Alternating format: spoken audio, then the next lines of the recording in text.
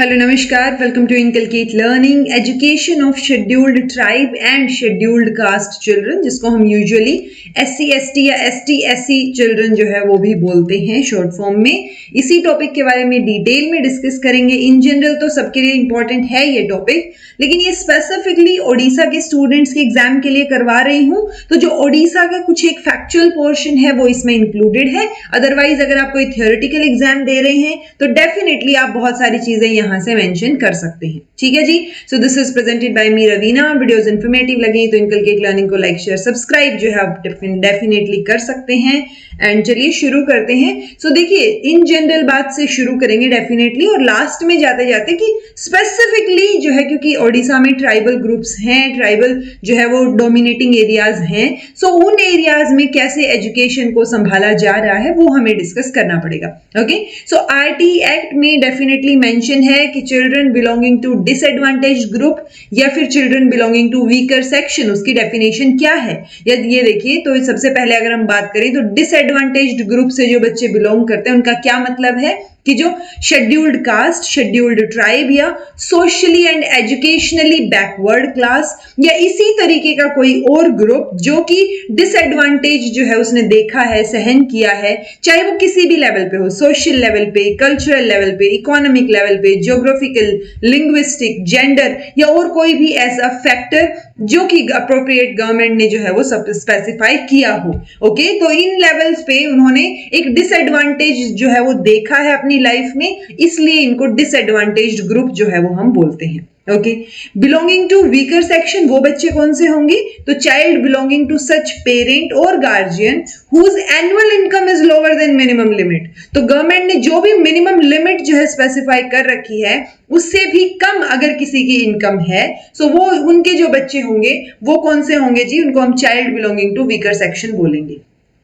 ये दोनों की दोनों डेफिनेशंस जो हैं वो RT एक्ट के सेक्शन 2D और सेक्शन 2E में मेंशन है। सो आप बस इतना ध्यान रख सकते हैं कि हाँ, RT एक्ट ने इनको डिफाइन किया है। ऑब्वियसली हमें ये चीजें तो पता होती हैं कि डेफिनेशन में क्या है कि अच्छा इन्होंने डिसएडवांटेज देखा है और वीकर सेक्शन में फाइनेंशियल लेवल पे वो वीक है, इकोनॉमिकल लेवल पे। ओके, सो उसकी ये सेक्शन 2D, सेक्शन 2E आप याद रख सकते हैं। अगर फैक्चुअल क्वेश्चन पूछा गया तो मे भी पूछ लिया जाए। ओके, देन बात आती है कि जो एजुकेशन है डिसएडवांटेज्ड की सर्व शिक्षा अभियान के तहत, तो ऑब्वियसली हमें पता है सर्व शिक्षा अभियान का प्राइम ऑब्जेक्टिव क्या था? Universalisation of elementary education. वो इस चीज को टारगेट बना के चल रहे थे, राइट। अब ये बता दीजिएगा सर्व शिक्षा अभियान जो है वो कौन से ईयर में आया था, कौन से ईयर में लॉन्च किया गया था? ओके, तो जो गोल था यूनिवर्सलाइजेशन ऑफ एलिमेंट्री एजुकेशन, उसको फैसिलिटेट कैसे किया गया, इसको अचीव करने के लिए क्या स्टेप लिया गया? तो एक स्टेप तो लिया गया कि 86th अमेंडमेंट एक्ट के तहत। अब ये बताइएगा ये कौन से ईयर में आया था? ओके, सो ये सारी चीजें आपको पता होनी चाहिए। मैं आपके लिए थोड़ा सा एक वो छोड़ देती हूँ स्कोप कि आपको भी कुछ पता हो, सर्च करें, और अगर पता है तो कमेंट करें ताकि वो चीज रिमाइंड हो जाए आपको। ओके, सो 86th अमेंडमेंट एक्ट में हमने जो है फ्री एंड कंपल्सरी बना दिया एजुकेशन को। जो आर्टिकल 45 था उसको आर्टिकल 21A बना दिया, यानी DPSP से निकाल के हमने आर्टिकल जो है वो फंडामेंटल राइट में डाल दिया कि भाई फ्री एंड कंपल्सरी एजुकेशन होनी चाहिए 6 से 14 साल के बच्चों के लिए। इसमें कोई भेदभाव जो है वो नहीं होना चाहिए किसी भी बेसिस पे। ओके, और ऑब्वियस सी बात है जब 6 से 14 साल में कोई डिस्क्रिमिनेशन आप नहीं कर रहे हैं, आप सबको एडमिशन दे रहे हैं। बहुत सारे फैक्टर्स हम RT एक्ट में भी पढ़ते हैं कि कैसे कैसे जो आप मना भी नहीं कर सकते, कॉर्पोरल पनिशमेंट भी मना कर दी गई, हरासमेंट नहीं होना चाहिए, वो सब चीजें। ओके, अब ऑब्वियस सी बात है कि इससे एक नई डायरेक्शन जो है वो एजुकेशन को मिलेगी, स्पेशली जो ये डिसएडवांटेज्ड स्टूडेंट्स थे उनको मिलेगी, चाहे वो SC से बिलोंग करते हो, ST से बिलोंग करते हैं या OBC से बिलोंग करते हो। ओके, इनकी वजह से ये जो 6 to 14 ईयर वाली बात हुई, इनकी वजह से इंक्लूजन जो है वो होगा, और इंक्लूजन बहुत बहुत इंपॉर्टेंट रोल प्ले करेगा जब हम यूनिवर्सलाइजेशन की बात करेंगे, क्योंकि हमें इंक्लूड ही तो करना है सबको।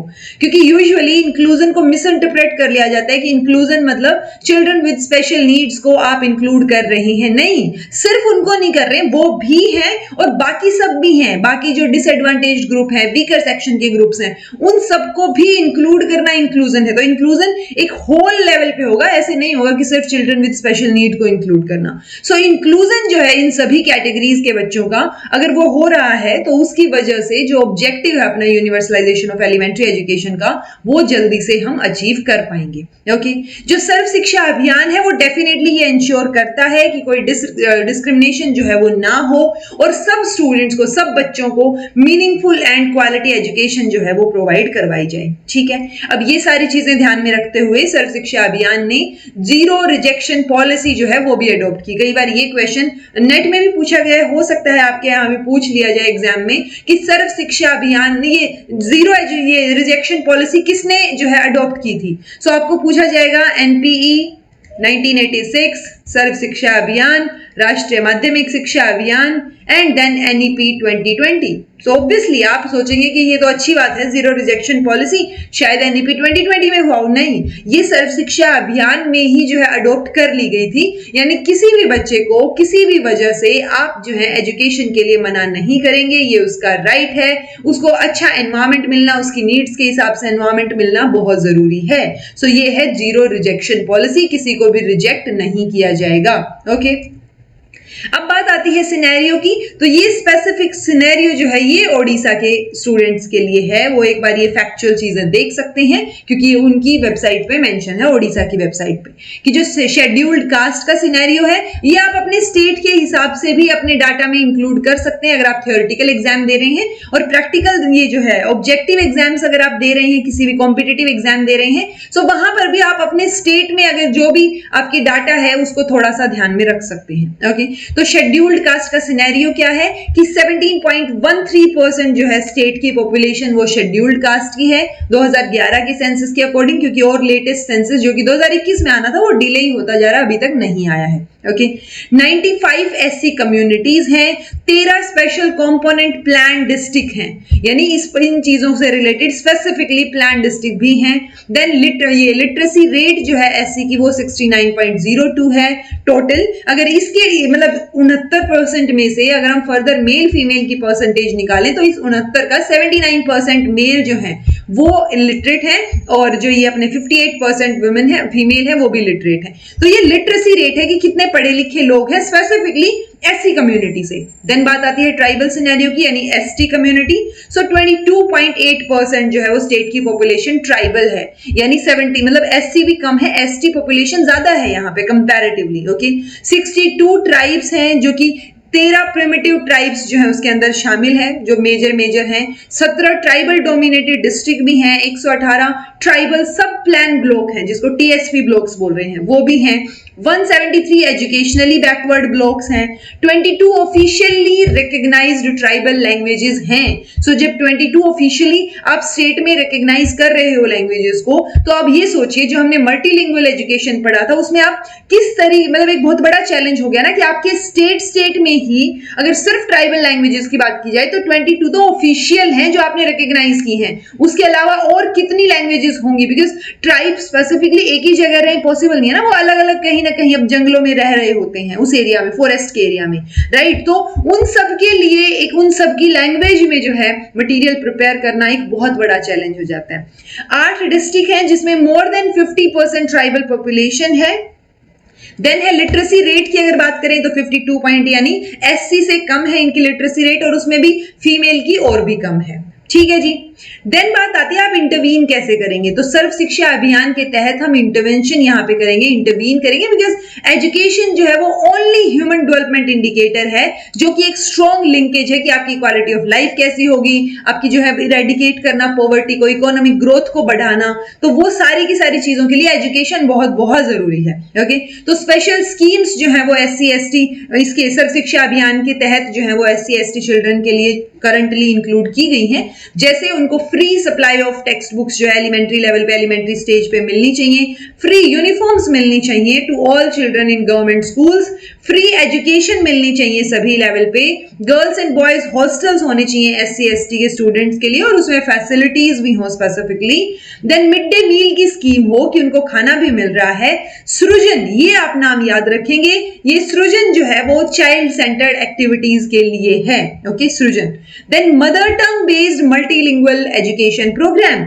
सो ये भी सर्व शिक्षा अभियान के तहत ही है और ये स्पेसिफिकली हमें इसको पढ़ना पड़ेगा ओडिशा के संदर्भ में कि वो इस जो ये इसको ऐसे भी लिखते हैं MT based multilingual education programme, MEP लिख लो या ये लिख लो multilingual MLE education, multilingual education, ठीक है। सो इस तरीके से भी इसको लिखा जाता है और ये बहुत इंपॉर्टेंट, तो ये 2 पॉइंट, क्योंकि बाकी तो हमने इन जनरल सर्व शिक्षा अभियान पढ़ा था, उस टाइम पे भी डिस्कस किया था, बट सृजन और ये mother tongue based multilingual education program जो है वो पता होना बहुत जरूरी है, okay.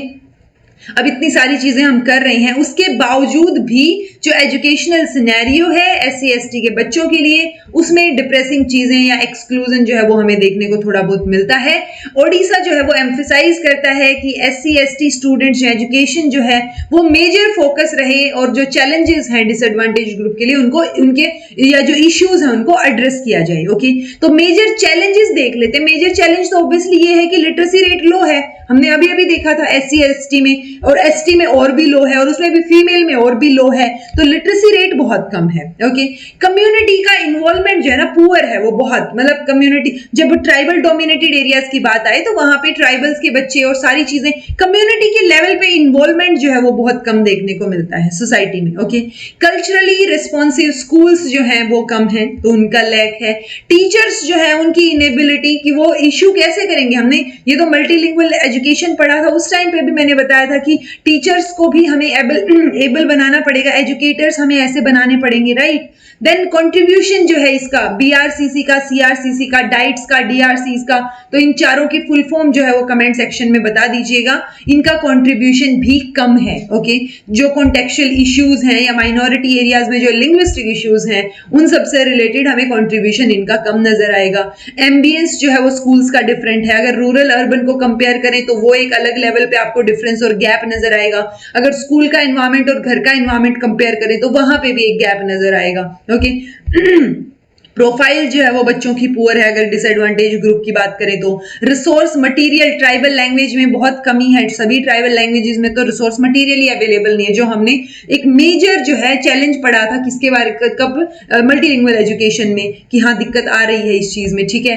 Migration of poor and distressed community affected by urbanisation and industrialisation, तो जो माइग्रेशन हो रहा है पुअर या डिस्ट्रेस्ड कम्युनिटी का, यानी जो गरीब लोग हैं वो माइग्रेट कर रहे हैं, सो वो भी अर्बनाइजेशन और इंडस्ट्रियलाइजेशन की वजह से अफेक्टेड हैं, ओके। कल्चरली अप्रोप्रिएट या चाइल्ड फ्रेंडली एटमॉस्फेयर जो है स्कूल के अंदर भी, मतलब क्लास के अंदर और आउटसाइड द क्लास, ये एब्सेंट है। तो वो हम सबसे पहले क्या बोला था मैंने मल्टीलिंगुअल एजुकेशन में कि हमें एक एनवायरमेंट क्रिएट करना है, जब एक हेल्दी फ्रेंडली एनवायरमेंट ही हम क्रिएट नहीं कर पाएंगे तो बाकी मतलब वो भी तो अपने आप में एक बड़ा चैलेंज है ना, राइट। सो बाकी चीजें तो ऑटोमेटिकली गड़बड़ा जाएंगी, सो वो भी एब्सेंट है यहाँ पे, ये भी एक चैलेंज हो गया। Lack of facilities in tribal areas की एक सस्टेनेबल या सुटेबल एटमॉस्फेयर जो है स्किल्स को एक्वायर करने के लिए, मान लो कंप्यूटर स्किल्स हैं, वोकेशनल स्किल्स है, वो एक्वायर करनी है तो उसके लिए भी फैसिलिटीज अवेलेबल नहीं है ट्राइबल एरियाज में, राइट। तो ये सारी की सारी क्या है, हमारे पास चैलेंजेस हैं जिनको हमें फेस करना है। इन चैलेंजेस को थोड़ा ओवरकम करने के लिए हमारे पास आते हैं mother tongue based multilingual education, जो कि किस लिए है ये पूछा जा सकता है कि ये क्यों है। तो ये bridge the gap between home and school language faced by tribal children. So ये बात आप याद रख सकते हैं स्पेसिफिकली ओडिशा के स्टूडेंट्स कि mother tongue based multilingual education जो है वो किस लिए शुरू करने की कोशिश है कि वो ब्रिज करेगा गैप को, होम और स्कूल लैंग्वेज के गैप को जो बच्चे फेस कर रहे हैं, ट्राइबल चिल्ड्रन फेस कर रहे हैं, ओके। देन सृजन जो है वो एक तरीका है क्योंकि इसके तहत हम ये जो है चाइल्ड सेंटर्ड एक्टिविटीज करवाते हैं ताकि हम कम्युनिटी को कनेक्ट कर सके, ओके। तो to connect the community knowledge with school curriculum both in the context curricular and other जो एक्स्ट्रा करिकुलर एक्टिविटीज होती है। सो सृजन के अंडर जो है हम बहुत सारी चाइल्ड सेंटर्ड एक्टिविटीज करवाते हैं ताकि चीजें बेहतर हो सके, कम्युनिटी का इन्वॉल्वमेंट हो सके, ठीक है जी। अब बात करते हैं मेजर चीज, होता है ना एलिफेंट इन द रूम को एड्रेस करते हैं, mother tongue based multilingual education, जिसको MLE बोलते हैं। स्पेसिफिकली ओडिशा में ये एक स्ट्रैटेजी है ताकि हम इक्विटेबल क्वालिटी एजुकेशन इंश्योर कर सकें ट्राइबल चिल्ड्रन के लिए। सो यूजुअली कभी पूछा जाए तो हम SC ST को साथ में ही टिक करके आते हैं, बट ये ट्राइबल चिल्ड्रन के लिए है क्योंकि ज्यादा 22 के अराउंड पॉपुलेशन जो है वो ट्राइबल है और इसलिए बहुत जरूरी है उनकी लिटरेसी को एड्रेस करना, उनको एक क्वालिटी एजुकेशन प्रोवाइड करना। सो वो चीज देखिए तो इंट्रोडक्शन में ऑब्वियसली हमें ये देखने को मिलना चाहिए कि क्यों जरूरी है या क्यों कर रहे हैं हम। तो सिचुएशंस की वजह से कर रहे हैं। ओडिशा में बच्चों को यूजुअली चीजें ओडिया में सिखाई जाती है, जो कि एक बहुत बड़ा चैलेंज है बिकॉज ट्राइबल चिल्ड्रन को ओडिया नहीं आती, उनकी मदर टंग नहीं है ओडिया। ओके, अगर टेक्स्ट बुक के कॉन्टेक्स्ट में देखें तो वो ट्राइबल जो बच्चे हैं, ट्राइबल चिल्ड्रन है, वो अवेयर नहीं है। जब उनको ओडिया नहीं आती तो वो अनफेमिलियर ही फील करेंगे ना टेक्स्ट बुक से जो ओडिया लैंग्वेज में लिखी गई है, राइट। सो वो वहां पर भी एक बहुत बड़ा चैलेंज हमारे पास आ गया, उसको भी हमें देखना है। रिटेंशन, और ऑब्वियसली जब आपको चीजें ही समझ नहीं आ रही तो आप स्कूल में क्यों आना प्रेफर करोगे, राइट। सो वो रिटेंशन पे भी इन चीजों का इफेक्ट पड़ेगा। इनएडिक्वेट ट्रेनिंग है टीचर्स की, उनको भी पेडागोजी या मटेरियल सपोर्ट जो टीचर्स को मिलना चाहिए वो नहीं है, फैसिलिटीज नहीं है, चीजें नहीं है। टीचर्स जो है उनकी कैपेसिटी में भी लैक करते हैं कि मल्टीलिंगुअल या मल्टीकल्चरल क्लासरूम्स को कैसे इफेक्टिवली डील करना है, वो भी टीचर्स को नहीं पता है। इनेबल्ड है टीचर्स उस पर्टिकुलर चीज में। हम क्या चाहते हैं mother tongue based multilingual education program के अंदर? हम चाहते हैं फर्स्ट लैंग्वेज फर्स्ट एजुकेशन, यानी जो प्राइमरी लैंग्वेज, जो प्राइमरी एजुकेशन है उसमें जो फर्स्ट लैंग्वेज है वो मदर टंग होनी चाहिए, हम ये चाह रहे हैं। लेकिन उसमें अगेन बहुत सारे चैलेंजेस आ जाते हैं, बट हम ये ओवरऑल चाहते हैं बिकॉज ये मैंने मल्टीलिंगुअल एजुकेशन के दौरान भी आपको पढ़ाया था कि मदर टंग ही क्यों, मतलब मदर टंग बेस बना रहे हैं ना हम मल्टीलिंगुअल एजुकेशन का। सो मदर टंग इसलिए क्योंकि वो एक वो था ना कि स्कूलिंग जो है वो बच्चे की मदर टंग में ही शुरू हो जाती है, घर पे ही शुरू हो जाती है। वहां पे जो वो लैंग्वेज यूज कर रहे होते हैं, जिस भाषा में बात कर रहे होते हैं, वही चीज आगे जाके वो क्या करेंगे, मतलब उनके लिए स्ट्रॉन्ग होगी ना, उससे कनेक्शन थोड़ा स्ट्रॉन्ग होता है। मदर टंग इसीलिए तो माँ की भाषा बोलते हैं उसको, क्योंकि मदर से ही सबसे ज्यादा कनेक्शन होता है बच्चे का। तो मदर टंग बहुत इंपॉर्टेंट है, इसीलिए इम्पार्ट करना पड़ेगा, मतलब एक जो होता है ना अपना मीडियम ऑफ इंस्ट्रक्शन हमें मदर टंग को बनाना पड़ेगा, यूज करना पड़ेगा, ताकि बच्चे उसमें कॉन्फिडेंटली समझ सके, उनको चीजें समझ आएंगी, वो उनका बेटर एक्सपीरियंस होगा। तो वो जो कॉन्फिडेंस है, सेल्फ एस्टीम है, वो बच्चों में उभर के आएगा, वो ज्यादा आएगा, उनको समझ आ रही होंगी चीजें, तो वो बाकी फिर फर्दर हायर लेवल पे भी फाइट कर पाएंगे। ओके, तो फर्स्ट लैंग्वेज फर्स्ट एजुकेशन, ये कुछ एक चीजें हैं जो इंडियन कॉन्स्टिट्यूशन की हमें सपोर्ट करती हैं mother tongue based multilingual education को, जो मदर टंग को सपोर्ट कर रही होती हैं। सो ये आर्टिकल्स आपको पता होने चाहिए। ड्यूरिंग SSB PGT की जो क्लासेस थी उनमें भी मैंने आपको ये आर्टिकल करवाए थे, जब मैंने आपको इन जनरल क्लास करवाई थी शेड्यूल्ड कास्ट या डिसएडवांटेज ग्रुप के जो हैं उनकी एजुकेशन कैसे होनी चाहिए। सो आर्टिकल 21A डेफिनेटली 6 से 14 साल के बच्चों के लिए आप equal education, quality, free and compulsory education provide करेंगे, एलिमेंट्री एजुकेशन। आर्टिकल 29 जो कि एम्यूनिशिएट करता है कि जो फंडामेंटल राइट है, क्या फंडामेंटल राइट है हर एक, क्योंकि 29 आर्टिकल फंडामेंटल राइट में ना, फंडामेंटल राइट में कॉन्स्टिट्यूशन के कौन से आर्टिकल्स आते हैं, वो आर्टिकल की रेंज बता दीजिएगा कि भाई इतने से इतने तक आर्टिकल जो है वो फंडामेंटल राइट में आते हैं। ओके, तो ये बताइएगा कमेंट करके। आर्टिकल 29 की बात करें तो हर एक सिटीजन को, चाहे वो कहीं पर भी रह रहा है इंडिया में, उनको अपनी जो डिस्टिंक्ट लैंग्वेज है, स्क्रिप्ट है या कल्चर है, वो कहीं पर भी उसको कंजर्व करके रख सकें, ये उनका फंडामेंटल राइट है। आप ये नहीं बोल सकते कि आप ओडिशा में रह रहे हैं और आप हरियाणा से हैं तो आप अपना कल्चर फॉलो नहीं करेंगे, ये चीज नहीं हो सकती। वहां पे उनका फंडामेंटल राइट जो है उसका वायलेशन हो जाएगा। सो आर्टिकल 29 ये इंश्योर करता है कि कोई भी सेक्शन ऑफ सिटीजन कहीं पर भी रह रहा है इंडिया में, they can conserve their distinct language, script and culture. Okay जी। आर्टिकल 30 जो है वो प्रोटेक्ट करता है राइट्स ऑफ ऑल माइनॉरिटीज। किसके बेसिस पे माइनॉरिटीज? रिलीजन के बेसिस पे माइनॉरिटी, लैंग्वेज के बेसिस पे minority. Okay, and administer educational institution of their choice, कि अगर वो लैंग्वेज के बेस पे या रिलीजन के बेस पे कोई एजुकेशनल इंस्टीट्यूशन अलग से ओपन करना चाहते हैं माइनॉरिटीज, तो वो कर सकते हैं। ओके, तो ये बात जो है वो स्कूल कोई एजुकेशनल इंस्टीट्यूशन ओपन करना रिलीजन या लैंग्वेज के बेसिस पे, वो आर्टिकल 30 में हमारा फंडामेंटल राइट है। ओके, आर्टिकल 46 ये डीपीएसपी में आ जाएगा। तो ये भी बता दीजिएगा कि डीपीएसपीज के आर्टिकल की रेंज क्या है। तो स्टेट जो है वो प्रमोट करे, डीपीएसपीज क्या है, directive principles for state policy की जब भी स्टेट पॉलिसी आप बनाएं तो स्टेट ये इंश्योर करे कि हाँ एजुकेशनल नीड्स जो है वीकर सेक्शन की, जो एससी एसटीज हैं, उनकी नीड्स को प्रमोट किया जाए, उनकी नीड्स को मद्देनजर रखते हुए पॉलिसीज जो है वो बनाई जाए। ओके, आर्टिकल 350 ये एडिक्वेट फैसिलिटीज प्रोवाइड करता है for instructions in mother tongue and primary language, या प्राइमरी स्टेज यानी प्राइमरी स्टेज पे मदर टंग में इंस्ट्रक्शंस प्रोवाइड की जानी चाहिए। सो ये आर्टिकल 350 हो गया, लेकिन ये फंडामेंटल राइट नहीं है, ये बात आपको ध्यान में रखनी है। ठीक है जी। सो ये 4-5 आर्टिकल्स जो हैं ये आपको अच्छे से पता होने चाहिए कि किसमें क्या चीज मेंशन है। अगर फैक्चुअल क्वेश्चन पूछा गया सो यही से क्वेश्चन डेफिनेटली बनेगा। Okay, right to education act में क्या चीज मेंशन है? अगर हम मदर टंग की या ये मल्टीलिंगुअलिज्म की बात करें so obviously right to education जो एक्ट है अपना, जिसको आरसीएफसी एक्ट भी बोलते हैं, इसकी फुल फॉर्म बता दीजिएगा जी, ठीक है, वरना अपनी नोटबुक में लिख लीजिएगा। सो वो राइटली एम्फेसाइज करते हैं कि मदर टंग को एक मीडियम ऑफ इंस्ट्रक्शन की तरह आप यूज करेंगे जितना भी पॉसिबल हो सके, एज फार एज प्रैक्टिकेबल। तो जितना आप प्रैक्टिकली पॉसिबल हो सके उतनी दूर तक आप मदर टंग जो है वो बच्चे को पढ़ाएंगे। ये सेक्शन 29(2) में मेंशन है।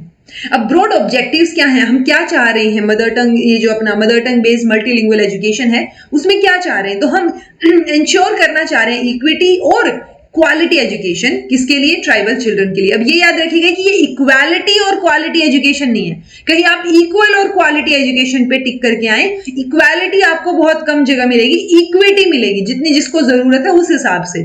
सो इक्विटी एंड क्वालिटी एजुकेशन हो किसके लिए? ट्राइबल बच्चों के लिए। ट्राइबल स्टूडेंट्स की रीडिंग राइटिंग या जो सीखते हैं मदर टंग के थ्रू उन चीजों में इंप्रूव करना, यानी रीडिंग और राइटिंग स्किल्स और उनकी लर्निंग जो है वो हमें बेटर करनी है, इंप्रूव करना है। उसको कैसे करेंगे? मदर टंग का इस्तेमाल करके, वो भी अर्ली ग्रेड्स में यानी प्राइमरी क्लासेस में। To introduce state and national language at early stage to mainstream the tribal children in statewide education system. So आपको ये भी इंट्रोड्यूस करें, क्योंकि हम मल्टीलिंगुअल एजुकेशन की बात कर रहे हैं ना, यानी सिर्फ मदर टंग तो नहीं होगी। तो मदर टंग के बाद जो है वो हमें और जो या तो स्टेट या नेशनल लेवल पे जो लैंग्वेज है उसको भी इंक्लूड करना पड़ेगा, ताकि जो ट्राइबल बच्चे हैं उनको अपनी मदर टंग के साथ साथ कोई और लैंग्वेज भी आती हो, ताकि वो मेन स्ट्रीम जो ट्राइबल मेन स्ट्रीम में आके जो है जितना भी एजुकेशन सिस्टम है वहां पर भी फाइट कर सके, अपनी जगह बना सके। Okay, to develop respect among tribal children for their language and culture. So उन्हीं के अंदर अपनी लैंग्वेज के लिए भी एक रिस्पेक्ट पैदा करना इसका काम होगा, बिकॉज हम सबसे पहले मदर टंग में ही उनको इंस्ट्रक्शंस दे रहे हैं। ठीक है जी। अब बात आती है इसके लिए की डिसीजंस क्या लिए गए हैं।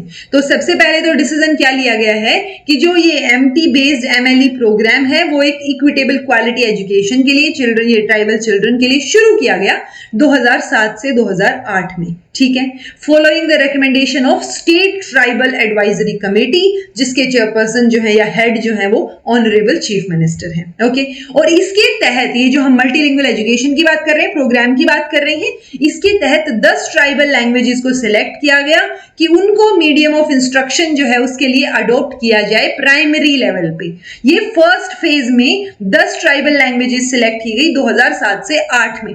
ओके, जब ये प्रोग्राम शुरू किया गया, और ये हैं वो 10 लैंग्वेजेस। अगर आप इनको ध्यान रख सकें तो वेल एंड गुड, बहुत बढ़िया बात है, शायद क्वेश्चन पूछ लिया जाए, बट इतना डीप में पूछेंगे ऐसा मुझे पर्सनली नहीं लग रहा है। बट ऑब्वियसली आप ओडिशा से हैं तो आप इन लैंग्वेजेस से वाकिफ होंगे, सो आपको इन लैंग्वेजेस को जो है वो ध्यान में रखना है, एटलीस्ट संथली लैंग्वेज, बिकॉज इसमें हम आगे भी कुछ चीजें पढ़ेंगे। ओके, फिर 2007-8 में तो 10 ट्राइबल लैंग्वेजेस को सिलेक्ट किया गया। 2012-13 में 11 और ट्राइबल लैंग्वेजेस को इसमें ऐड किया गया, एक्सटेंड कर दी गई ये लैंग्वेजेस, यानी 10 में अब 11 और जोड़ दी गई। ओके, तो 11 और ऐड कर दी गई हैं, ये हैं वो 11 लैंग्वेजेस।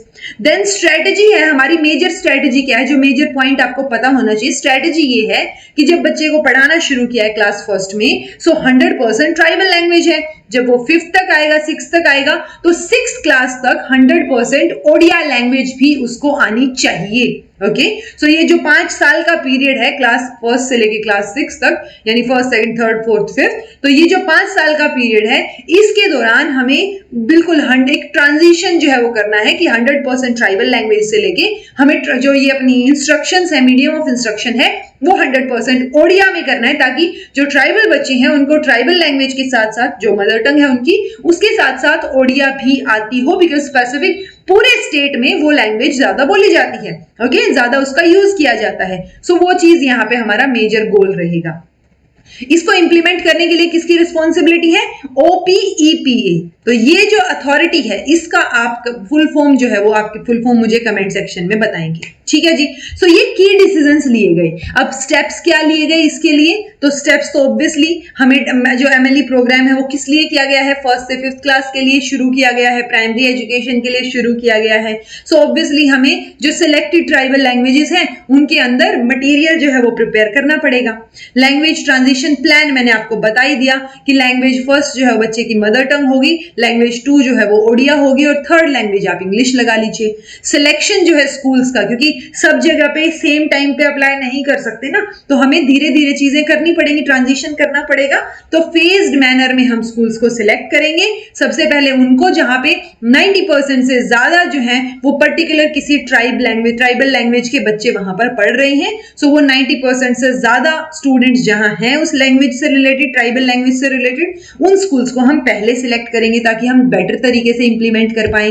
टीचर्स को डिप्लॉय किया जाएगा, यानी जिनकी लैंग्वेज प्रोफिशिएंसी है, जिनको अच्छे से अलग अलग लैंग्वेजेस आती हैं, जो इसमें माहिर हैं कि कैसे पढ़ाना है, कैसे मल्टीलिंगुअल एजुकेशन को इफेक्टिवली इंप्लीमेंट करना है, उन टीचर्स को डिप्लॉय किया जाए। देन कैपेसिटी बिल्डिंग प्रोग्राम शुरू किए गए। एक MLE प्रोग्राम के तहत, ये जो एटीट्यूडनल एस्पेक्ट है इसके तहत रूपांतर, ये एक ट्रेनिंग मॉड्यूल है वो प्रिपेयर किया गया, तो आप रूपांतर का नाम याद रख सकते हैं। मटेरियल डेवलपमेंट वर्कशॉप जो है वो ऑर्गेनाइज की गई ताकि आप वो करिकुलम मटेरियल जो है पर्टिकुलरली उस ग्रेड के लिए डेवलप कर पाए उस पर्टिकुलर ट्राइबल लैंग्वेज में। देन कैपेसिटी बिल्डिंग वर्कशॉप्स जो है वो टीचर्स के लिए, ताकि उनकी कैपेसिटी बिल्ड हो, वो बेटर तरीके से जो है वो पढ़ा पाए। फोरम्स बनाई गई ताकि आप फैसिलिटेट कर पाएं कम्युनिटी पार्टिसिपेशन, और उनमें से एक फोरम क्या है? सृजन है, जो कि स्ट्रेंथन करेगा, ऑर्गेनिक लिंक बनाएगा एक कम्युनिटी और स्कूल के बीच में, क्योंकि हम एक्टिविटीज ऑर्गेनाइज करवा रहे हैं, राइट। ट्राइबल कोऑर्डिनेटर्स को प्लेस किया गया डिस्ट्रिक्ट लेवल पे ताकि एक सपोर्ट और सुपरविजन भी मिलेगी, सपोर्ट भी मिल रही है उनकी तरफ से, ट्राइबल कोऑर्डिनेटर की तरफ से, और वो सुपरवाइज भी कर रहे हैं along with BRCC and CRCC। Full form बता ही दीजिएगा, पहले भी पूछी है इसी लेक्चर में। देन है स्टेट लेवल पॉलिसी प्रिपेयर की गई और अप्रूव भी की गई गवर्नमेंट में ड्यूरिंग 2014 एंड 15, ताकि आप जो है फैसिलिटेट कर पाए और मदर टंग में ये जो mother tongue based multilingual education program है इसको एक्सेलरेट कर पाए। और फर्स्ट टाइम जो है स्टेट में 2013 में एक एडवर्टाइजमेंट निकलती है कि हमें लैंग्वेज टीचर्स जो है वो रिक्रूट करने हैं, जिनको हम शिक्षा सहायक भी बोल रहे हैं, ठीक है। जो सहायक मतलब हेल्पिंग हैंड का काम करेंगे टीचर्स, लैंग्वेज टीचर्स जिनको अलग अलग लैंग्वेजेस आती हों, ठीक है जी। सो ये फर्स्ट टाइम रिक्रूटमेंट 2013 में निकली। करंट स्टेटस क्या है? करंट स्टेटस में जो MLE प्रोग्राम है वो 1485 स्कूल्स में जो है वो इंप्लीमेंटेड ऑपरेशनल है, 21 ट्राइबल लैंग्वेजेस में, और 17 ट्राइबल डोमिनेटेड डिस्ट्रिक्ट्स, ये उन डिस्ट्रिक्ट्स के नाम है, वहां पर ये सारी चीजें ऑपरेशनल है, यानी ये काम चल रहा है अभी, okay. Curriculum framework and text book जो है वो किसके तहत डेवलप किया गया? NCF 2005 के बेसिस पे, प्लस जो NCF के बाद इन्होंने अपने स्टेट का करिकुलम फ्रेमवर्क बनाया 2007 में ड्यूरिंग जो है 2006 to 13, उसके बेसिस पे, मतलब इस दौरान इन्होंने काफी मटेरियल भी डेवलप किया है उन पर्टिकुलर लैंग्वेजेस में। अब मटेरियल डेवलप किया है तो उसके पूछा जा सकता है, मटेरियल की स्क्रिप्ट पूछी जा सकती है, जैसे हिंदी की देवनागरी स्क्रिप्ट है, ओडिया की स्क्रिप्ट है, तो ऐसे ही कुछ एक जो ट्रांजैक्शनल मटेरियल है, जो टेक्स्ट बुक्स हैं वो ट्राइबल लैंग्वेज में तो है, लेकिन उनकी स्क्रिप्ट जो है वो ओडिया यूज की गई है।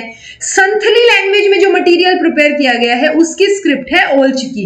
ये आप नाम याद रखेंगे, हो सकता है आपसे पूछ लिया जाए कि संथली लैंग्वेज की मटेरियल जो प्रिपेयर किया गया है उसकी स्क्रिप्ट क्या है। सो वो ओलचिकी जो है वो स्क्रिप्ट है, प्लस जो प्री प्राइमरी करिकुलम मटेरियल है उसके लिए टीचर्स के लिए एक हैंडबुक प्रिपेयर की गई है 10 ट्राइबल लैंग्वेजेस में, जिसको अडेप्ट किया गया है। और वो जो हैंडबुक है उसका नाम क्या है जी? जो मटेरियल है उसका नुआ अरिनिमा। तो ये अरुणिमा, ये भी आप नाम याद रखेंगे। तो ओलचिकी स्क्रिप्ट और नुआ अरुणिमा ये आपके लिए इंपॉर्टेंट हो जाता है स्पेसिफिकली आपके स्टेट के एग्जाम के लिए। ओके, सृजन तो ऑलरेडी एक ऑनगोइंग सीरीज है ही जिसमें चाइल्ड सेंटर्ड लर्निंग एक्टिविटीज करवाई जा रही हैं ताकि आप जो है कम्युनिटी और स्कूल के बीच में एक लिंक क्रिएट कर सकें। एक एटीट्यूडनल ट्रेनिंग मॉड्यूल, एक class wise training manual plus 3-डे ट्रेनिंग मॉड्यूल एजुकेशनल एडमिनिस्ट्रेटर्स के लिए और 10-डे इंडक्शन टीचर ट्रेनिंग मॉड्यूल भी डेवलप किया गया है और यूटिलाइज भी किया जा रहा है। सो हो सकता है आपसे पूछ लिया जाए कि कितने दिन का ट्रेनिंग मॉड्यूल जो है वो एजुकेशनल एडमिनिस्ट्रेटर्स के लिए, तो 3-डे ट्रेनिंग मॉड्यूल प्रिपेयर किया गया है